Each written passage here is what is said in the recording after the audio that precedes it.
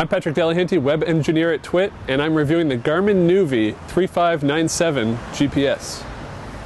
So the nüvi comes with a suction cup mount and a magnetic connection. So all you have to do, snap it right on. There's no clips to do or anything difficult to get this hooked up. And the power cable hooks into the mount, so you don't need to disconnect that from the GPS. This has a multi-touch screen, so you can use it much like you would a cell phone. You can also change the little car icon. I've changed mine to an X-Wing fighter. Or you can use voice navigation. All you have to do is say voice command. Say a command. Find place. Speak the name of a place. Starbucks. Searching for Starbucks. One issue I did find with this is that the database seems to be very limited. I'm not familiar with Petaluma because I just moved here, so I've been using it to try to find restaurants. And a lot of the restaurants I found aren't actually in there. Searching for Chinese. Now I looked at the list of Chinese restaurants and I discovered that 2 of the ones in the list weren't there. So that was kind of disappointing. Now the nüvi can also hook up to your cell phone, your iPhone or Android via Bluetooth.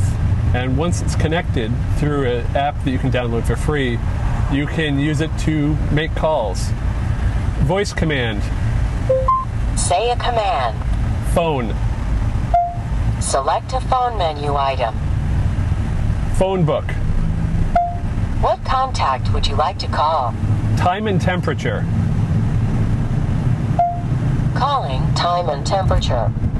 During a large traffic backup in Oakland last weekend, it really didn't indicate that it was large. It said it was light traffic, and then later on, it said that there was heavy traffic, but there was nothing. Traffic information doesn't seem to be as good as it could be.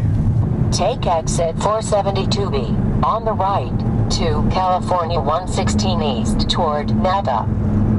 And it actually replicates what the exit looks like with a bridge and the exact position of the sign. So pros and cons. I mean, pros, this has a great looking screen and maps. It provides lane guidance, which is very helpful on large highways, and I wish I had that when I drove here from Boston. And it also works when there's no cell service. So if you're driving in the mountains and there's no cells, you can still use this to get around. Cons, though, it's very expensive at $349.99 suggested retail price. The database is outdated, even though I just updated it a few days ago, and you can't use this for walking or geocaching. You have to use it for addresses and car navigation only. So buy, try, don't buy. I'm going to have to give this a don't buy. At $350, it's way too expensive, and the traffic, you can get much better traffic on your phone, and this, I don't think, really can compete with your phone. I'm Patrick Delahanty for TWiT, and this has been my review of the Garmin nüvi 3597.